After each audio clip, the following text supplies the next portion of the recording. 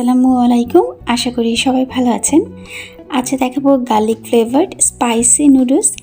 খেতে কিন্তু বেশ ভালো লাগে, বাচ্চারাও পছন্দ করবে। আর যেহেতু কিছুটা ঠান্ডা ঠান্ডা পড়েছে, তো সেই ক্ষেত্রে কিন্তু garlic flavoured and spicy noodles বেশ ভালো লাগে। তো আমি এক প্যাকেট নুডলস নিয়েছি। নুডলসটা হচ্ছে কোকা নুডলস। এবার নুডলসটা প্যাকেটের মধ্যে রেখেই হাত দিয়ে বেশ ভালো মতো করে ভেঙে নিচ্ছি। প্যাকেট খুলে প্যাকেটের মধ্যে যে মশলা অ্যান্ড অয়েল আছে সেটা বের করে নিলাম। একটি ফ্রাই প্যানে 1.5 কাপ পরিমাণে পানি দিয়েছি। পানিটা গরম হলে প্রথমে অয়েলটা দিয়ে দিচ্ছি এবং মশলাটাও দিয়ে দিচ্ছি।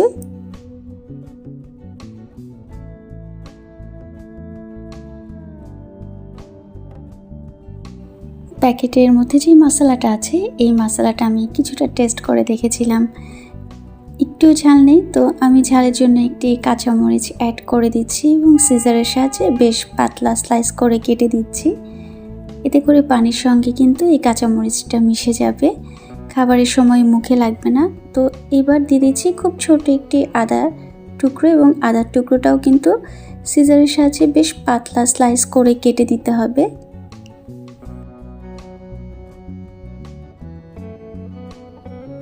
মোটামুটি সব মশলা অ্যাড করা শেষ। এবার একটি ডিম দিয়ে কিছুটা ফুটে উঠলে নেড়ে ছেড়ে ডিমটা এই মশলা অ্যান্ড অয়েলের সঙ্গে মিশিয়ে নিচ্ছি।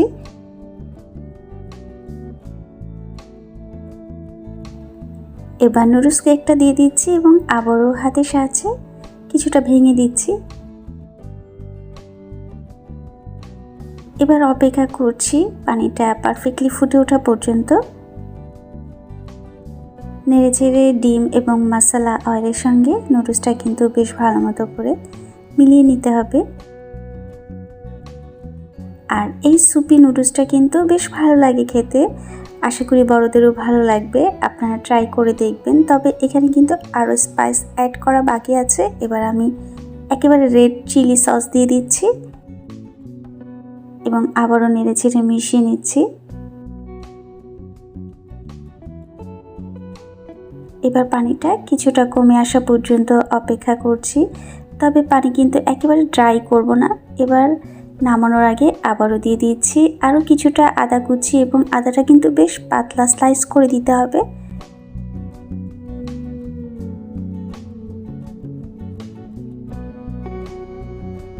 এবার আবারও কিছুটা চিলি সস দিয়ে দিচ্ছি এবং চুলোর আঁচটা অফ করে চুলোতে যে হিটটা আছে সেই হিটে আরও আমি 30 to 40 সেকেন্ডস রেখে দিচ্ছি।